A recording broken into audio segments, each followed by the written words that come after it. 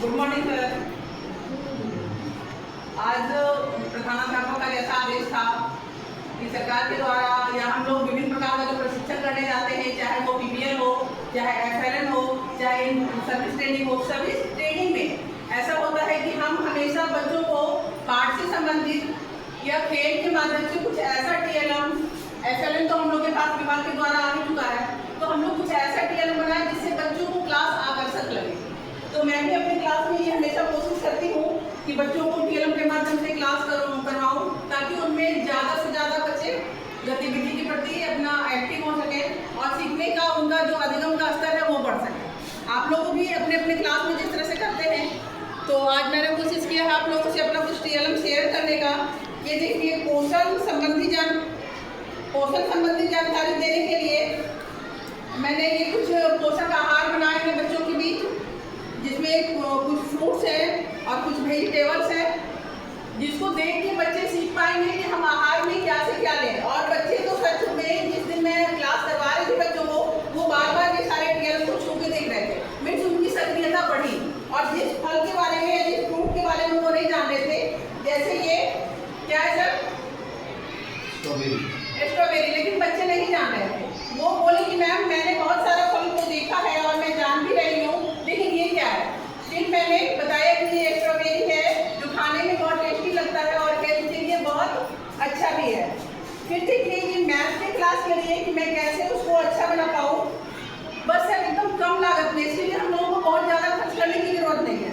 संख्या का ज्ञान देने के लिए जैसे अगर मैं उन्हें कहूँ कि बच्चे आपको 40 आपको बनाना है, वो यहाँ से इसको घुमाएंगे ऐसे, फिर यहाँ से गोल करके, और ये देखिए बच्चे आराम से दिखा पाएंगे ये 40 है, तो उन्हें लगेगा मैं तो खेल कर रहा हूँ। लेकिन इसी बहाने वो खेल में ही गणित शिक्षण में उनको आसानी होगी।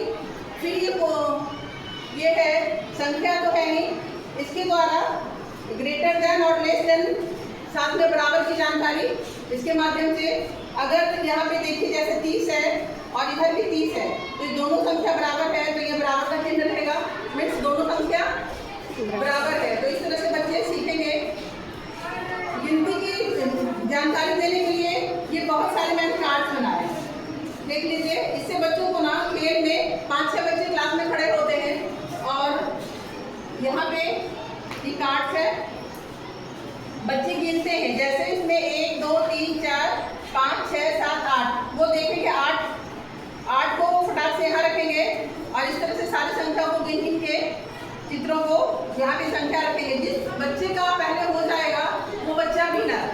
तो बच्चों में इस तरह से प्रतिस्पर्धा बढ़ती है और बच्चे जल्दी से जल्दी ज़्यादा तेजी से अपना काम करना सीखना शुरू कर देते हैं।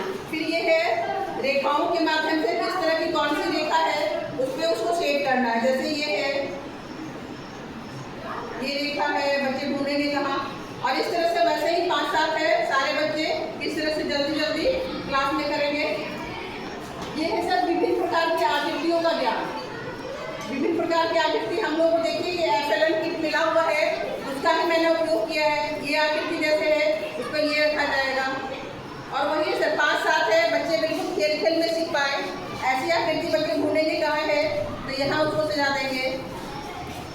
फिर ये आकृति यहाँ, और इस तरह से बच्चे खेल में आकृतियों का ज्ञान, साथ में उनको लगेगा कलर का भी ज्ञान, रंगों का भी जानकारी हम बच्चों को दे सकते हैं इसके माध्यम से, और बच्चे सीख पाएंगे।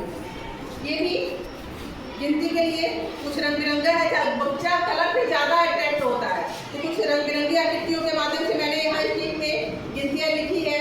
और जो यूजलेस पेपर था उसका स्टिक बना के मैंने ये टिकिया बनाया है, और बच्चे जिस स्टिक के आगे जितना होगा उतना ही गिनती करके ये टिकिया को रख के खेल में ही गणित को सीख लेंगे। साथ में FLN जो हम लोग के बीच आया है ये किट, जैसे एग्जाम्पल के लिए ये जग है, तो हम लोग इसका धारिता के लिए यूज कर सकते हैं मापन में। फिर इस तरह की आकृतियों से हम बच्चों को बता सकते हैं आगे की क्या करना है। तो हम लोग ज़्यादा से ज़्यादा, जैसा कि प्रधानाध्यापक का निर्देश था कि हम लोग एक दूसरे से मोटिवेट हों। अगले बार जो क्लास होगा वो आप लोगों में से हो सकता है किसी को दे दिया जाए, ताकि आप लोग भी अपना बेहतर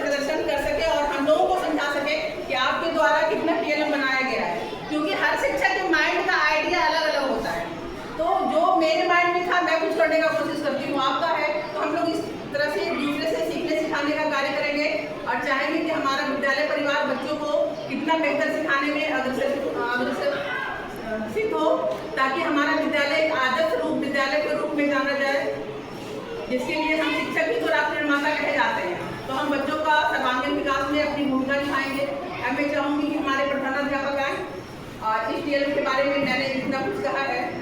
सर, आपका ये निर्देश था, आप अपनी कुछ बातों को रखें। क्या क्या बताया गया, और ये जो है FLNT और ये PLN, दोनों के माध्यम से बच्चे को पढ़ाना है। इससे बच्चे को अगर खेल में खेल भी होगा, पढ़ेगा भी और ज्ञान भी हो जाएगा। इसलिए ज़्यादा से ज़्यादा ध्यान रहे, ज़्यादा से ज़्यादा कोशिश रहे कि TLN और FLNT के द्वारा बच्चों को शिक्षा दिया जाए, जो कि अपने ओर आकर्षित हो सके। जिस बच्चा जैसे चाहे, जिस तरह से उस तरह से उसको पढ़ाना है। अगर खेलना चाहता तो खेल में पढ़ाइए, फल का ज्ञान दीजिए, गिनती का ज्ञान हो जाएगा, उससे पहचाना जाएगा कलर। इसी के माध्यम से ध्यान रहे कि हम पढ़ाना जरूरी है और हम पढ़ने की कोशिश करेंगे, उपयोग करेंगे। इसे सरकार दिया गया है, इसका उपयोग होना चाहिए। बहुत बहुत धन्यवाद। किसी भी हाल में शिक्षक केंद्रित ना होकर शिक्षार्थी केंद्रित हो, ताकि बच्चे ज़्यादा से ज़्यादा वर्ग में सक्रिय रह पाए और अपनी जिज्ञासाओं को, उनको डर ना लगे कि हम कुछ पूछेंगे तो हमको डांट लग जाएगा। हम बच्चों से एज ए फ्रेंडली माहौल बनाए क्लास में, ताकि बच्चे हमसे पूछ के अपनी जिज्ञासा को सॉल्व करें। और हम मेरा भी कोशिश होना चाहिए कि हम लोग उनकी समस्याओं का समाधान करने में हमेशा एक्टिव रहें। धन्यवाद।